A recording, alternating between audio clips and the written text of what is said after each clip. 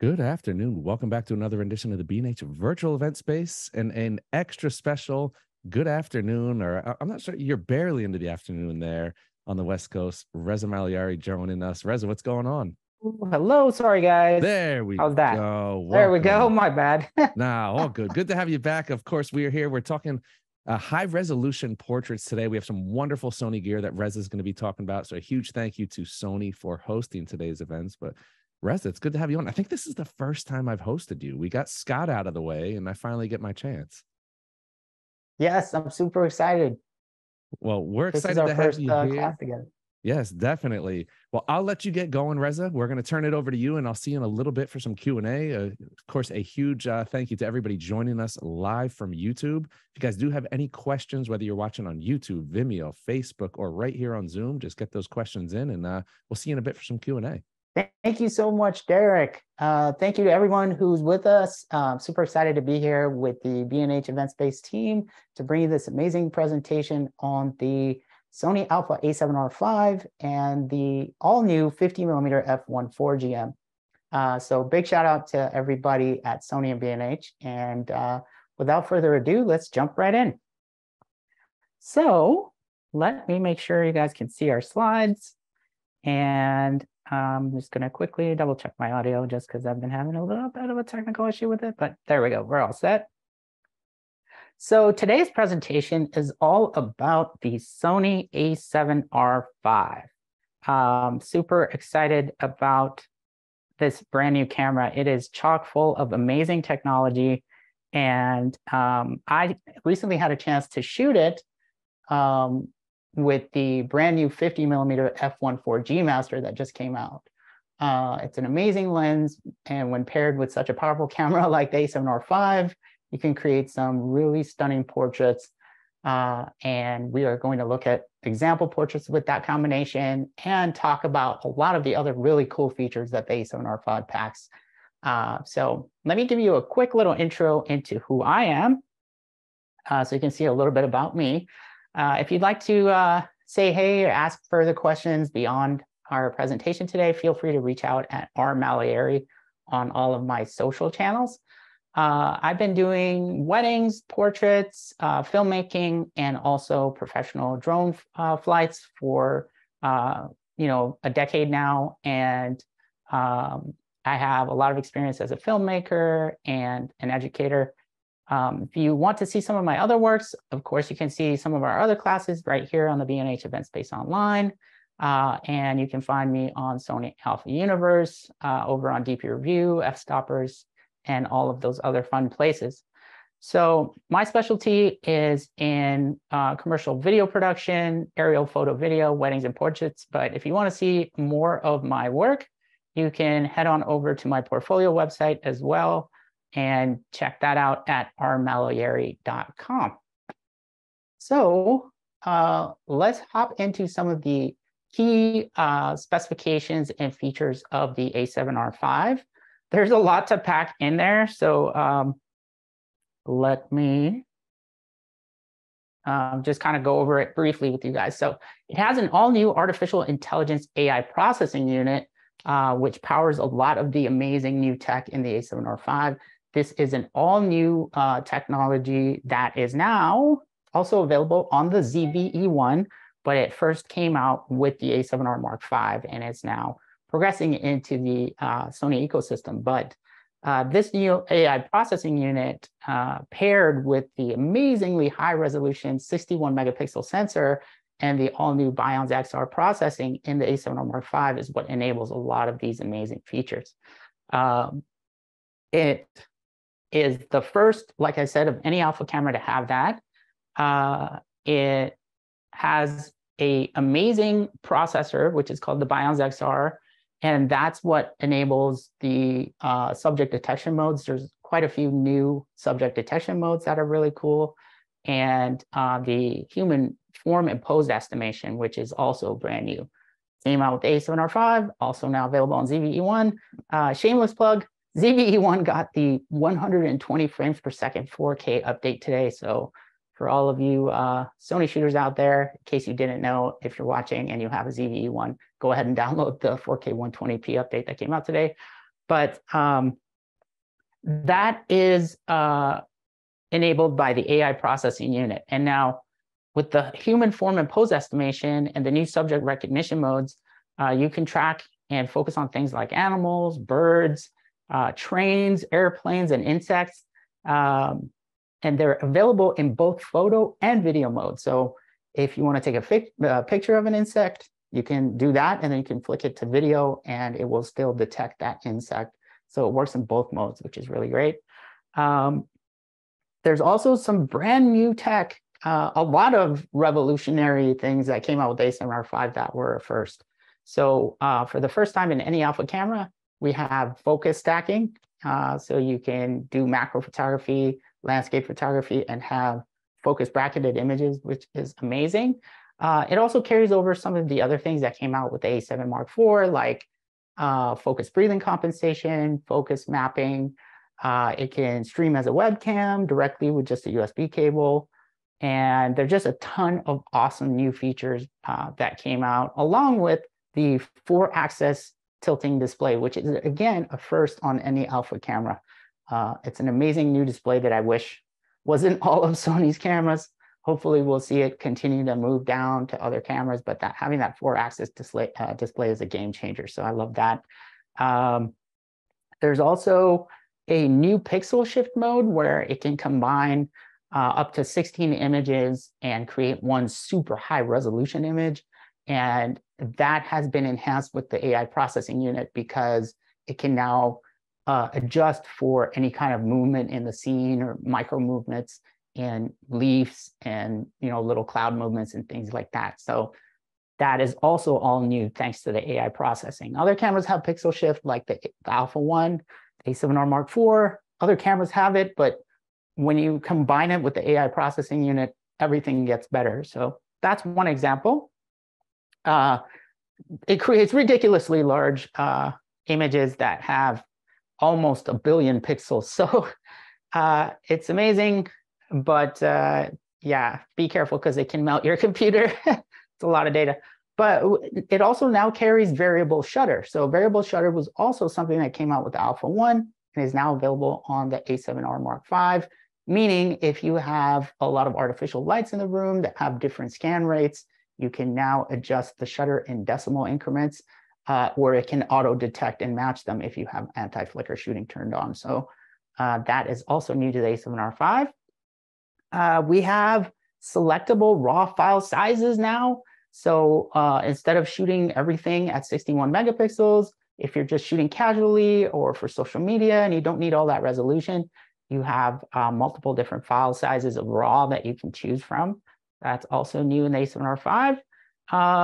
And then another feature coming down from the very highest end is 8K video. So for the first time in any alpha camera other than the Alpha 1, we now have 8K on the A7R Mark V. So the overall theme is resolution, power in both photos, videos, and AI to enhance and just take everything up to the next level. So that's just a brief overview of some of the amazing tech that's packed into the A7R V. So let's move on to some sample images that we took during our shoot with the A7R V and the 50mm f1.4GM.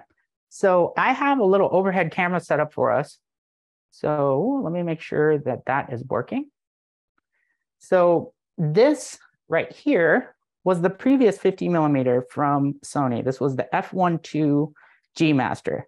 But the image that we are looking at here, that is shot with the brand new 50mm f1.4 G Master. Now, I'm having a dilemma myself because I really, really love this lens. It's smaller and has a smaller filter size than the f1.2, but overall, the image quality and performance is incredibly good. I think you would be hard-pressed to tell which one's which if we shot this image side by side. So we did a shoot with the 50-1.4 at Seattle's, in 3 different locations, actually. This was at the Amazon Spheres with Emma in natural lighting. So you can see the amazing detail, color, dynamic range, everything with this combination is just out of this world. So it's a dream portrait combo. And throughout our presentation, as I talk about different topics, I'm going to be showing you sample portraits that we took with this combination, so you can see some examples of what's possible with this beautiful new lens and amazing high resolution sensor. So here's a little bit more about the A7R5's dedicated AI processing unit. The human form and pose estimation is a big game changer because it significantly improves subject detection and autofocus. Because in the past, with the autofocusing, it would be looking for your eye and your face. And that is troublesome because, if you put on glasses or if you move your face sideways or, turn your head all the way around, those autofocusing algorithms wouldn't be able to tell that that's still a person to track. But the new AI with the human form and pose estimation now will recognize the way a human body looks, how it poses, the shape of the body, the shape of the head. So you're no longer limited to needing to always have your eye and your face visible. You can now be wearing glasses and a mask and all kinds of other things. And the A7R5's updated AI-based autofocus is absolutely amazing. It finds you, it locks onto you, and it is the next generation of Sony's autofocus. It's really, really amazing. So that is a little bit on that, but for you to get a little bit better idea of what that is, I queued up a little video for us to watch here. So I am going to play that video, but I promised Fred that I would turn off the audio. So I'm going to make sure that is off when we start the slide. So let's take a look at this walkthrough of what this AI upgrade is in the A7R Mark V.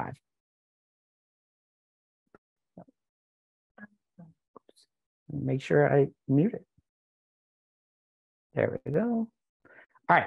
So this is basically going to give you some examples of what the new technology does on the A7R5, and I'll kind of narrate it for you guys as you watch so you can get an idea. But you see here, the human pose estimation is looking at the entire form, shape, and movement of the human body, which is a giant leap in technology versus just looking for an eye.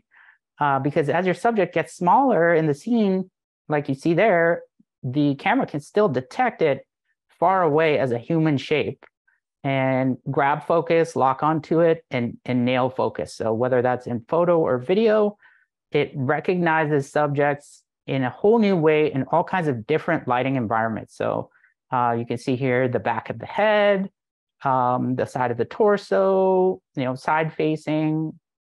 You got someone with a full helmet on, a subject behind another subject.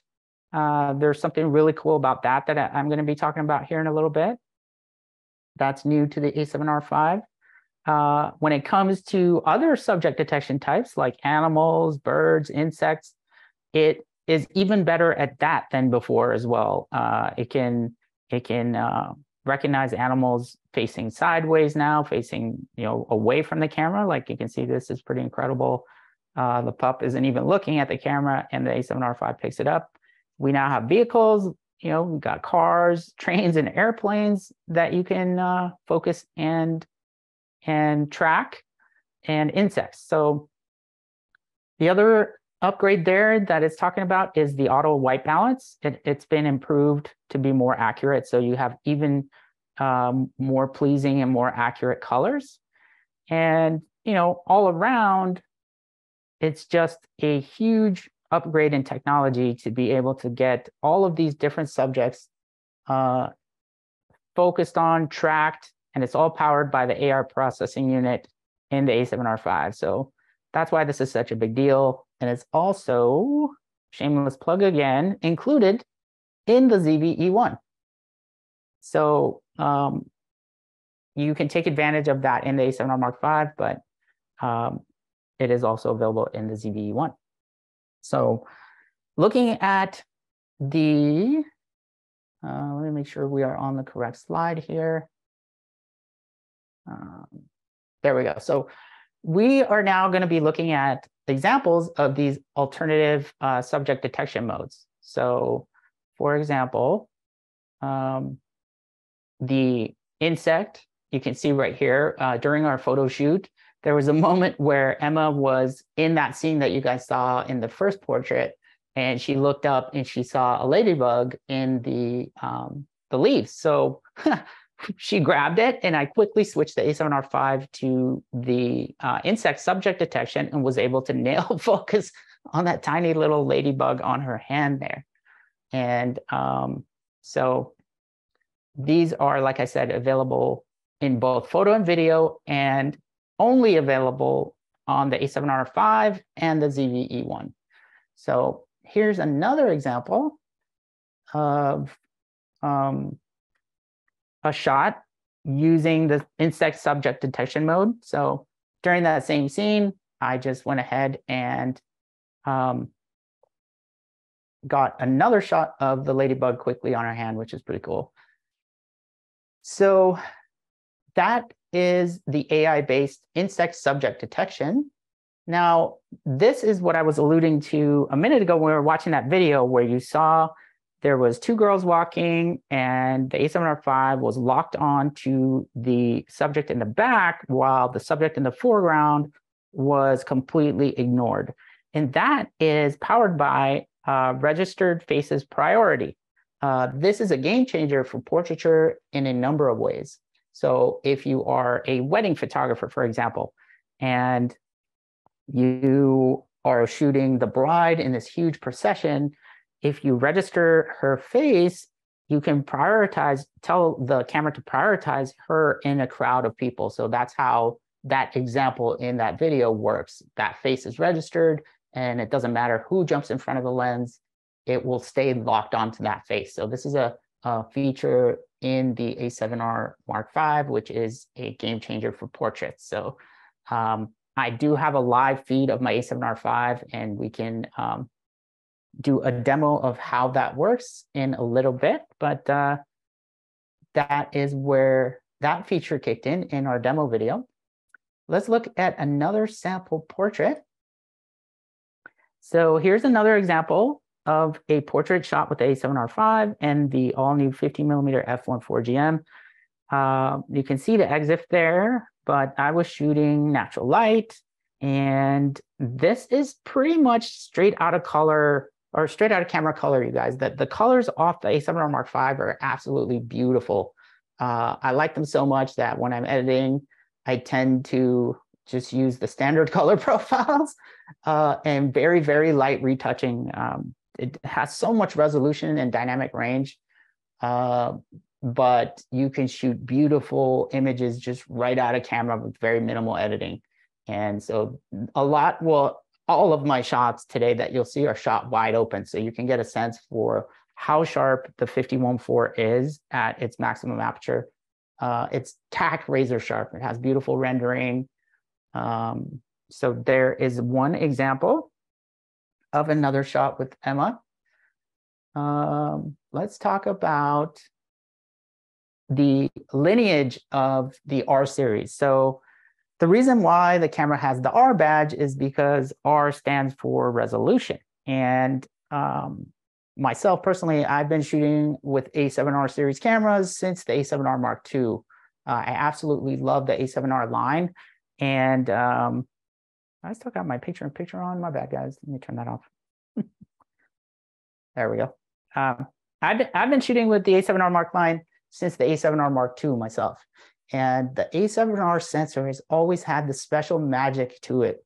Over the years, I've shot countless weddings with the A7R lineup of cameras with the Mark II, the Mark III, and that is the hallmark. It's packed with incredible resolution and dynamic range, and that enables a ton of benefits for creators, professionals, enthusiasts, whatever you're doing, having 61 megapixels of resolution is extremely powerful in a number of ways. So I have some examples for you guys to check out of why that is. And let's take a little peek here at this portrait with Emma again. So you can see this EXIF data of how I shot it. But again, I shot wide open at base ISO. So you get the absolute best dynamic range and latitude when you shoot at base ISO. So all of my images, I always try my best to stay at base ISO. And this image right here is another gorgeous image, right? But the only reason, or the main reason I was able to salvage this image is thanks to the incredible high detail resolution of the A7R5. And this is why. Let me show you. All right, that was the original image, you guys. So this is the 61 megapixel portrait in vertical orientation that I took of Emma, which we pulled this out of. And after this huge heavy crop, I still ended up with roughly a 14 megapixel final image from it. I had to crop to, you know, get the bystanders out of the background, and still ended up with a really, really beautiful portrait in a completely different orientation than I initially took it at, right? It's really, really difficult to take a lower resolution file that's shot in horizontal orientation and then pull, or sorry, in vertical orientation, and then pull a beautiful horizontal out of like a small portion of that and still retain a sharp, detailed image. But when you have 61 megapixels, this is the primary advantage. All of that dynamic range and all of that resolution allows you to get out of situations like this where you love your shot, but there's something about it and you need to crop it around and move it around, but you still want a pretty detailed image. This is a prime example of why shooting portraits with the A7R Mark V is, I believe, so much better than shooting with a lower resolution camera, because you have all this flexibility, more room for error, and it goes beyond stills as well, which we're going to get into. But in stills, this is a clear example of why it is such a game changer to have. So croppability, changing of your orientation of the images that you take, that is all huge benefits of having that much resolution. So we have ourselves another big technology that came out with the A7R5 that I'm not too sure. I'm pretty sure it's not available on any other camera yet. But that, for the first time on any alpha camera, is focus stacking. So when I got my A7R5, that was like one of the first things I wanted to test out. And I went and bought some ostrich feathers and did this like huge focus stack shoot with the ostrich feathers. So let's take a look at what that's all about, right? So if you look here, let me just quickly turn off my picture-in-picture. Okay, so if you look here, you'll see the two example images that I have. One is a single focus frame, and then the second one is the focus stacked composite. And I processed 152 images to get the one on the right-hand side, which is, hopefully you guys can tell, focused completely from the front all the way to the back. And the shooting of it, though, was fully automated by the A7R5's focus stacking feature. And you go in there, you set the focus bracket, and you tell it, you know, whether you have a large step range or a small step range, depending on if you're shooting something with a very, very razor thin depth of field, like macro, like this, or if you're shooting, let's say, just a wide angle landscape photo. You know, for example, with the macro, you probably have smaller steps because you need to account for that thin depth of field all the way from the front to the back. Whereas wide angle landscape image, you could have maybe just a few steps to make it from the front to infinity focusing. But this is a game changer, right? For the first time ever, you can just set up your camera, set focus bracket, pick your in and your out, give it the steps, and boom, it will shoot all of the different images that you need to create a gorgeous, fully focused image like this. And there is a pro tip that I have included for you guys here. I've been really dreaming about getting on Danny's tips of the week. So this is my one little pro tip. Hopefully it's useful, but when you're shooting large numbers of images with such a powerful high resolution camera, you want to kind of be mindful to not tax your computer too hard if the computer isn't up to the task, because you have a ton of pixels and resolution. So in order to avoid having massive size composites when you're doing focus stacks, choose a smaller size raw file so that it can be a little bit easier on your computer to process if you're not using a M3 Ultra or whatever. Because hundreds of 61 megapixel images can impede your workflow if your computer isn't able to handle that much data. So that leads us to the next pro tip, which we alluded to in our feature overview, which is to set your A7R5 raw file size. There's 3 options, which is large for raw, gives you the full 61 megapixels, or you can do medium, which is about 26 megapixels, or you can do small, which is 15. And for something like this, where you might shoot up to 300 photos, maybe somewhere between M and S would be a good choice. So that is just a little pro tip for you guys, and a really cool example of focus stacking. But let's take a look at another awesome portrait. So I was just having way too much fun on our shoot with Emma and just getting awesome image after awesome image in some great natural light here in Seattle. We have a lot of overcast weather, and it's great for portraiture. So this is again shot with natural light, shot with the A7R5 and the brand new 50-1.4, wide open. And we just, found this cool little spot. There was a little fire back there and some cool bokeh with the lights, and got this cool portrait. Now, talking about having this much power and resolution in stills, it's also a game changer in video as well. That's one of the main reasons that I'm always personally using high resolution cameras like the A7R5 and the Alpha 1, because having that much resolution on the sensor enables all of these additional advantages. You can use the APS-C mode and get more reach out of your lenses in photo and video. With video, it's really great. Like when I'm shooting a wedding, I'll typically have 2 separate gimbals with 2 different primes. So one will be maybe, like a 35 millimeter, and another one would be like an 85.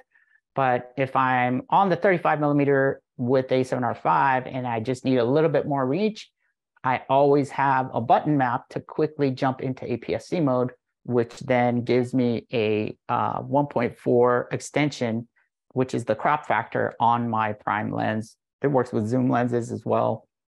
It's super handy to have in those situations where you want to roll out with the 35, but still be able to get like a 50 millimeter focal length equivalent, or, you roll out with the 50 and you can get like an 85 field of view. And it's awesome in photo, because you're starting out at 61 megapixels already. When you use APS-C mode in photo, not only can you take advantage of Sony's smaller, lighter, and more affordable APS-C lenses, but you still retain a ton of resolution even when you crop in on this super high resolution sensor. So when you go to APS-C mode, your photos are still at like 28 megapixels of resolution, which is crazy. When I go on hikes and stuff for years, I always, like to lighten my load down and carry my A7R with my APS-C glass. So I still have a ton of resolution, but it's making it lighter and more convenient for me to carry. So yeah, I have the A7R5 over here on the live feed, and I'm going to show you guys how easy it is to get into APS-C mode. Okay, so here is the live feed from the A7R5. And what you're looking at right now is the 50mm f1.4 field of view.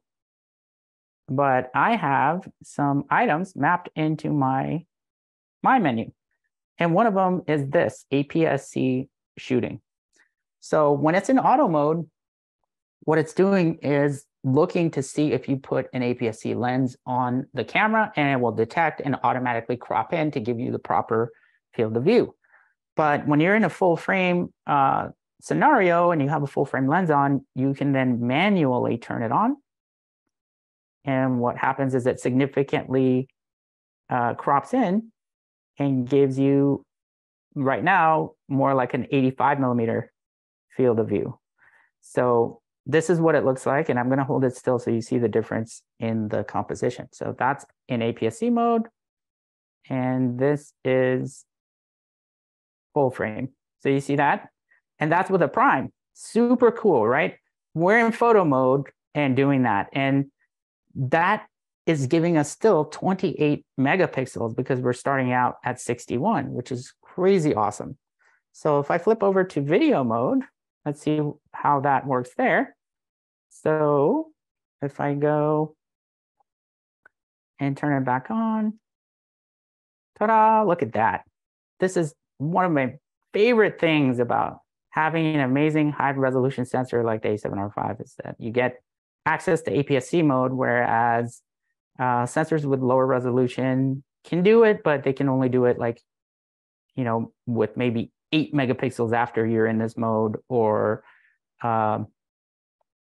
you know, at 1080p if you don't have enough resolution on the sensor. So that is a super awesome feature of a high resolution sensor that you can take advantage of for portraiture, for video, for a bunch of awesome use cases.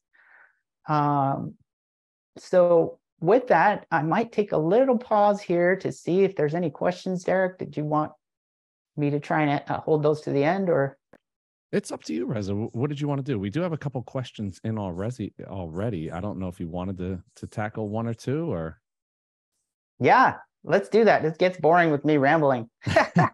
All right. Well, we'll start on pixel shift mode. I don't know how much you use it, but Doug, who's joining us here on Zoom, is asking if the pixel shift mode is useful for astrophotography. Wow. Okay. So, Doug, pixel shift mode is an amazing feature, but for the most part, it excels in environments where you can control movement as much as possible. With astro, you know, with the Earth spinning and your camera standing still, you're going to get a lot of movement in the stars. And even though the new AI can compensate for smaller movements, if you know, are having a lot of star trails, it might not be the best choice for that. But nonetheless, you might end up with something fun. So I would say definitely experiment with it and see, you know, what you can accomplish with it. But for the most part, I would say try to use it in like architectural scenarios or maybe some landscapes with very minimal movement. But if you do and you get something awesome in Astro, definitely tag us so we can check it out. Perfectly worded there, Reza, too. It's like you never, you know, you don't want to dissuade people from experimenting, but it's not what it's made for. But you never know. You never know what you come up with. There's some happy accidents out there that always seem to surface. And we have there was a famous philosopher, I'm not sure who his name is, but he once said there is emotion in motion. I don't know who said that. Maybe it was Derek, but there is definitely art in movement. So even if you do get some trails or some moving, it could be an awesome shot, right, Derek? Definitely. We have a question also from Barbara joining us on Vimeo asking, if you have your settings on eye only, does it still use the human pose estimation, or do you need to have your settings recognize other body parts? Have you noticed a difference in the autofocus performance depending upon the body parts selected in your menu? Wow, that's super cool. And you know what? Hopefully Sony's listening and maybe they will start to give us granular control about what part of the body we want to focus. But to my understanding, the AI processing unit does all of that in the background. So it just picks up the whole human shape, and the mode is just human. Now, obviously, you have control over what it's doing to the eye and whether or not it's picking the right eye, the left eye, or automatically trying to choose the one closest to the camera. But other than turning on subject recognition, face detection, and eye detection, I don't believe we can like select arm or chest or any of those other ones. So I think if you have eye on, obviously it's going to try and prioritize whichever one that you've set as the one you want it to pick, the right one, the left one, or the one closest to camera. But if you turn that off, it's still going to default to the human form and go for the face, which is really great. So you don't have to worry about trying to select the correct body part. It's all conveniently, smartly doing that with intelligent algorithms on the AI processing unit. All right, perfect. Well, that's all the questions we have right now, Reza. So we'll let you pick back up. All right, let's keep going. So that was a little bit about APS-C mode, you guys. And for our viewers, I can always jump into the menu as well and kind of show you those things that we chatted about towards the end of our presentation. But I have some other really cool things for you guys to see. So check out this beautiful portrait. Emma and I were just kind of walking along the street and we saw a little New York-y vibe. Shout out to my New York people. It was an awesome street scene with some kind of construction going on, and it had some nice color and depth, and the light was breaking. So we're playing around with how that hard edge of the shadow was going on her face. But another example of the types of portraits you can create with this combination. And again, this is pretty much out of camera color. I've done very minimal retouching here. So this is kind of what you can expect shooting at base ISO at maximum aperture on the 50 f1.4. It's razor sharp with beautiful fall off, nice and soft bokeh rendering. So really love this lens. Now, keeping with the theme and resolution, right? The A7RV brings us into the 8K era in video as well. Previously, in order to get access to 8K, you would have to have the Alpha 1. Alpha 1 was the only camera that had access to 8K video. But we now have it for the first time on the A7R series, and it is a tremendous thing. In the past, I've had questions from friends and colleagues always saying, hey, man, I saw you got the A1. Isn't that a bit overkill? Who uses 8K anyway? The whole world is broadcasting in 1080p still, so why would you need 8K? Well, there are a number of ways that you can take advantage of having so much resolution in video. Let's take a look at this example. So here is a little example of how video resolutions work. We have everything going from SD, which I'm not going to date myself, but if you're as old as me, you remember the days before we hit 720p and the first time that your eyes saw what 720p looked like. It's phenomenal to go from SD up to HD and now 4K and 8K. And this here gives you a visual representation of the number of pixels, otherwise known as the resolution of each of the common video formats, starting from 480p SD all the way up to 8K, which is now available on the A7R5. These numbers represent the horizontal and vertical pixels of each of the formats. So, for example, full HD, which we all refer to as 1080p, has 1,920 horizontal lines and 1,080 vertical lines of pixels. And that is roughly about 2 million pixels altogether. And so to put that into context, when you go up to 4K, you are at around 3,840 horizontal lines and 2,160 vertical lines, giving you a total of 8 million pixels. So it has more than doubled going from 1080 to 4K. And that is even greater when you go up to 8K because it has roughly 8,000 horizontal pixels and another almost 4,500 vertical ones, giving you a total of 33 million pixels in your video resolution, which is absolutely bonkers, right?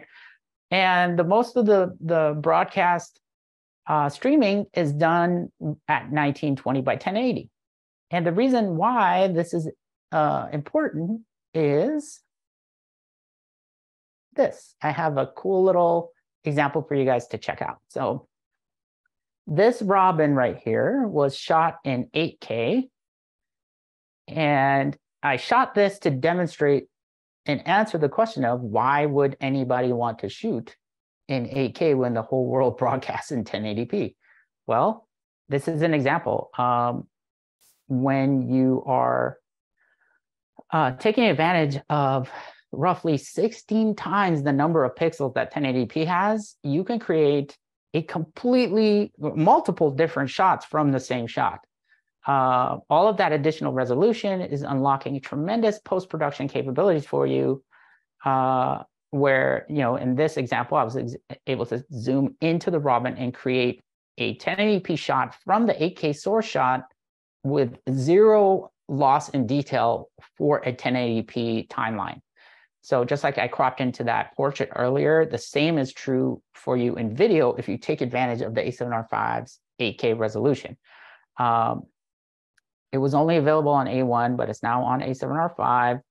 And, you know, you can use this in your visual storytelling to get multiple different angles, pan and zoom, and really take advantage of that. So let me see if I can play it, so you guys can see it in action. Oops. There we go. It should play on its own now, yeah. There you go. So yeah, two different shots from the same shot without losing resolution is the main advantage of having 8K in a camera like the A7R5. You've got amazing portraiture and stills, but you have just as much power in your video capabilities, which is kind of mind-blowing, right? So let's look at another example portrait. So for our third set, we went and shot at a studio where there was this really cool bohemian looking room with plants and one of those old school tubs. And we backlit the tub with a gelled light and then had a reflector and a key light with Emma, and got this really awesome portrait. The dynamic range of the A7R5 is on full display here. You can focus at up to -4 EV, so in really dark situations. And you can see this image is tack sharp, wide open. I had zero focusing issues, nailed every shot first try. And again, this is pretty much straight out of camera color, very minimal retouch. And the portraits just look incredible. I love the colors coming out of the A7R5. A lot of that's thanks to the new white balancing improvements. So it has very, very accurate white balance. So another example portrait there. And so before we dive into any other questions and any other little like demos on the camera, I wanted to give you guys my summary. I always like to put my thoughts together of my personal take on the technology that I'm using. And this is my summary of the A7R5. In my opinion, it carries the torch of the Alpha A7R lineage forward in a revolutionary way. It has revolutionary new technologies that were never available prior to the A7R5, that are still not available on a lot of other Sony cameras. The AI processing unit has now just rolled down to the ZVE1, which is great, but the 4-axis display is only available on the A7R Mark V, and in my opinion, it is an absolute game changer. Not only can you shoot in every angle possible, but it's a physically larger display. It has higher resolution. It has better color bit depth. It's just an amazing new display. We've got 8K video. We've got best-in-class autofocus with all of the AI subject detection modes. The IBIS, which is also phenomenal, is the best IBIS on any alpha camera currently, and it gives you 8 stops of shake compensation, and it's so good in video that with the right technique, you can get extremely smooth handheld shots. And a ton more, like we talked about, focus stacking, variable shutter, webcam streaming, you name it. It's just chock full of the best tech from Sony, and it's revolutionizing what's possible in imaging. The combination of the high resolution sensor and the pro grade performance make it a powerful camera for a wide range of creators, in my opinion.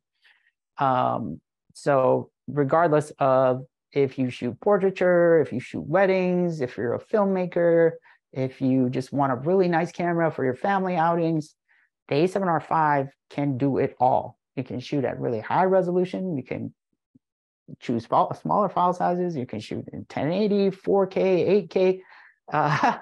You have a plethora of subject detection, allowing you to shoot any type of subject you want. The best autofocus in the game. It's just absolutely an amazing camera. So, that's my personal summary of what my take is on the A7R5. But I am glad to ask or answer any other questions that you guys might have about anything else that we didn't cover, because there's a lot, to try and fit into our 1 hour presentation. But if you guys have any other additional questions, let me know, and I will try to show them to you on the live feed. Yes, we'll open it up for questions now. Reza, isn't it great when the brands make gear that is so good that it kind of just speaks for itself? You don't have to worry about much now. Gear is so good.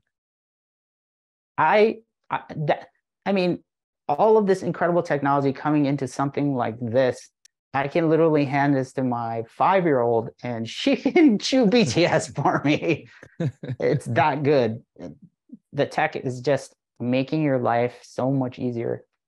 No, it definitely is. And I second it. I stream from an A7S3, but I did stream on the A7R4. And it's like, even going back a couple iterations, it's like, yes, it keeps getting better and better. But it's like, we're at the point now where it's like, even if you get an older model, you're in good hands with everything. The eye detection, like you said, the autofocus is one of the best in the game. I mean, regardless of whether I'm sitting here well lit, there's times when I'm like, I turn and I'm not facing the camera and I'm not in the best light, and it's still grabbing the body shape and everything. It's just amazing. We did have a question come in, another question from Doug here joining us on Zoom, asking if you have to turn the IBIS on or off for still photos, and should you be turning it on when you're in situations where you're shooting on a tripod? What do you say about using IBIS? Do you have any pointers for anybody using the IBIS? Sure thing. Yeah, absolutely. So I've had the blessing to be mentored by an amazing landscape photographer. You guys will be seeing him soon here.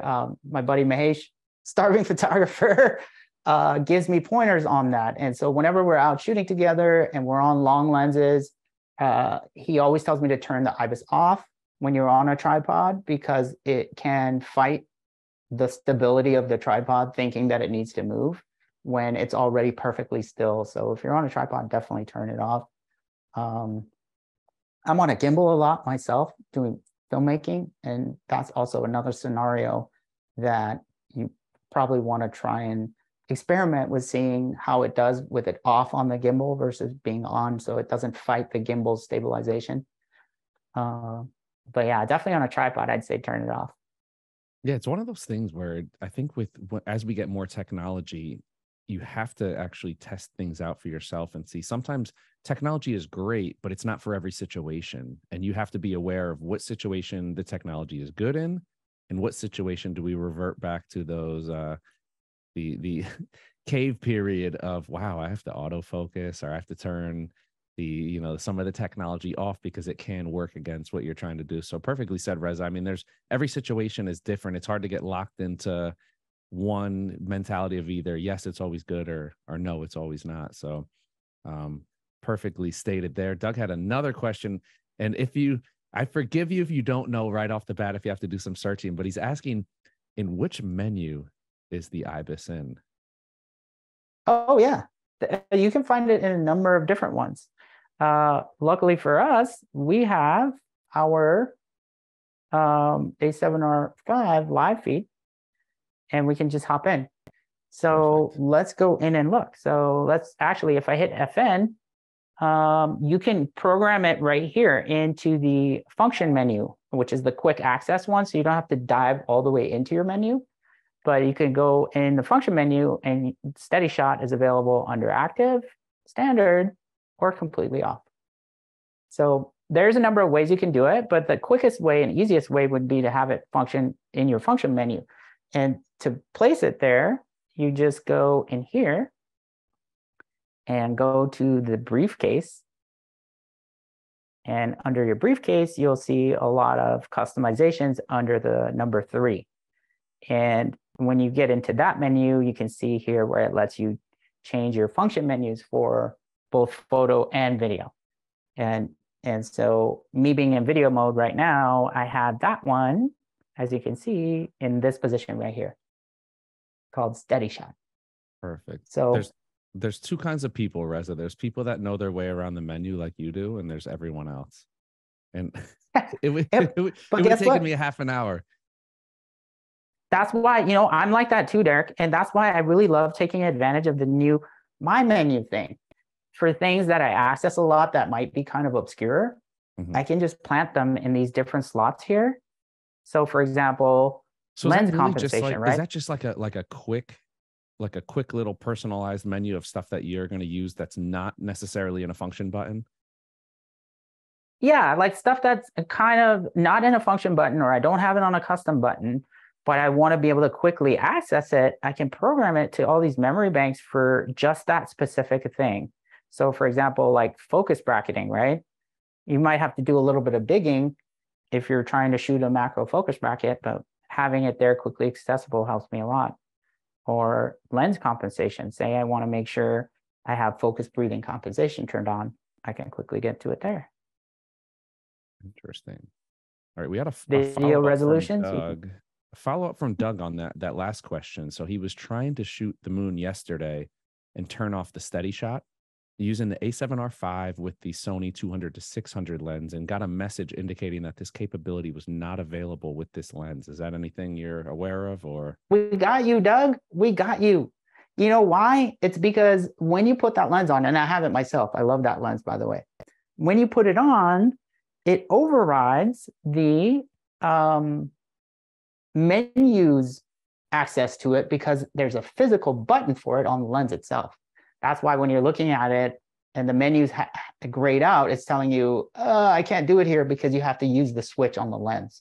So any Sony lens that has the steady shot toggle on it, like the 780, 200, 100, 400, and those lenses, you'll see that same behavior. So just control it from the actual physical toggle on the lens and you'll be fine. Oh, that's awesome. That's good to know, because I know with some, with different camera brands, you never know what you're getting. Sometimes you have in-body stabilization and then you have lens stabilization, and they work together. So it's good to know that this is something that is a situation where it's being overridden by the stabilization of the lens. On the lens itself, yeah, Derek. And to that point, I'm glad you brought that up, because like I was saying, there's just so much in the A7R5 that it's really hard to cover it all. The A7R5 is one of the first cameras that can use the sensor stabilization combined with certain Sony lenses that have steady shot in the lens to give you even better stabilization. And I believe the 24 to 105 f4 is one of them, and the 100 to 400, and possibly the 200 to 600. So if you have a lens that has Sony steady shot in it, go over to the firmware updates pages and make sure you have all the latest firmware on those lenses, so that you can take full advantage of the absolute best stabilization, which is the sensor combined with the lens. Perfect. Reza, it's always great having you on. We get that experience. And look, we weren't able to stump you today. Maybe next time. We'll try to stump him next time, everybody. We'll see if we can find something that he's not able to just pull the information right out of his head. I do love my Sony system. You know, I try to know it as much as possible because I work with it professionally, and that scenario on location for a client would be scary. So that's why I'm always a little like anxious, making sure I can get things quickly because I'm working with it in a professional environment. So, Definitely. But I'll do my best. It's always better to get versed in it when you don't need it than when you're panicking. You have to go in the corner and like, wait, let me Google the owner's manual real quick and let them not see me Googling it. So yeah, the clientele, once they see that, like, wait a minute, Reza doesn't know how to work his camera. It's always not a good look. I've never done that before. Never. Well, yeah, it happens. It happens to all of us. So, but when you enjoy it and you love it and it's a passion, that's kind of the other reason. I just love playing with it. So. Well, look, that passion, it shows in what you do, Reza. So a huge thank you to you for always being willing to come on here and share your expertise with us. A huge thank you also to Sony for hosting this event, and all of our viewers out there for not just watching, but engaging with us. Get your questions in. That's the whole benefit of doing this live, is that you guys get your questions answered on the spot. So huge thank you to everybody today. It was a wonderful team effort from Reza, Sony, and all of you out there. But that's all we have for you today. Another rendition of the B&H virtual event space is in the books. Catch y'all next time.